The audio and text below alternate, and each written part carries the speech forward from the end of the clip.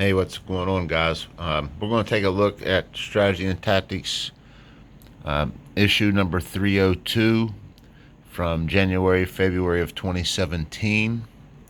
The included article and game is about the Great Northern War. Let's learn about what that is. We'll flip through the magazine here to the rules section. Great Northern War.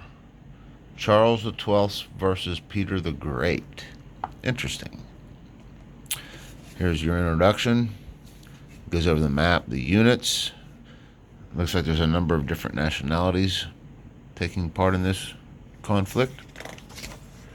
And my goodness, here we go with the units. Here it's given an explanation of the numbers, letters, and so forth. Regular infantry, garrison infantry, artillery, supply trains, regular cav, irregular cav, dragoons. I always like a game that has dragoons. Here it's going over leaders.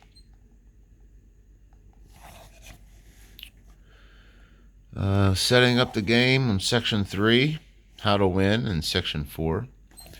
Section 5 is your sequence of play, which begins with an initiative determination phase, followed by a morale phase, followed by a recruiting phase. Then you have your action phases.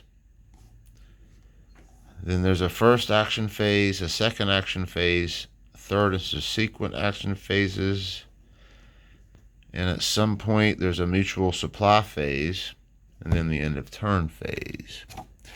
Then it goes over belligerents, who's fighting who. Cossacks.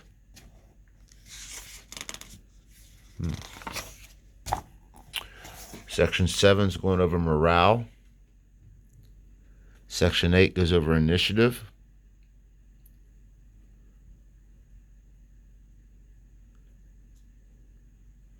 Nine starts going over your different actions you can do.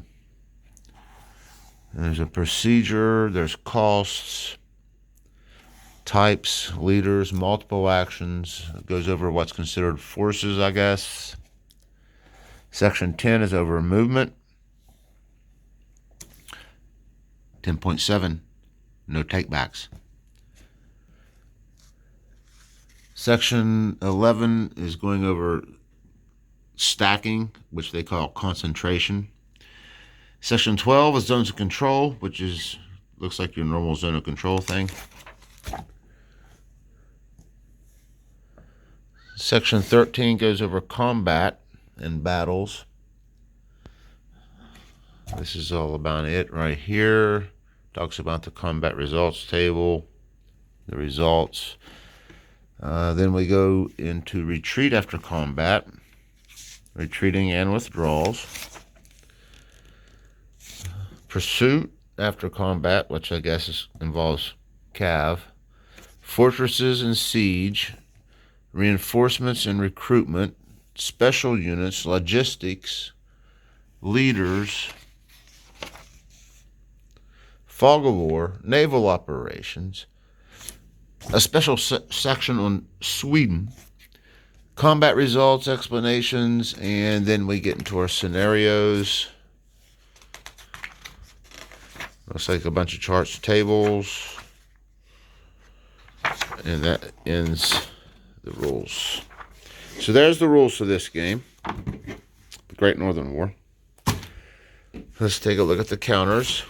They are thin, very, very thin, white core. And they're functional. They look good. I mean, that's obviously artillery here. You have cav up here. These are probably some kind of infantry. I'm not sure what that is. Here's your leaders. It's got little pictures of old white guys. Damn them old white men. And then markers.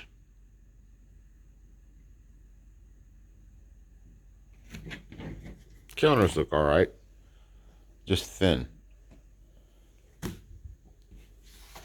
Here's the map. Let me apologize. Again, guys, there's going to be hard creases. It doesn't even want to unfold, boys. That's what she said. We don't want that problem, guys. All right, here we go. Ooh, pretty map. This is a pretty good-looking map. It's got your different areas outlined.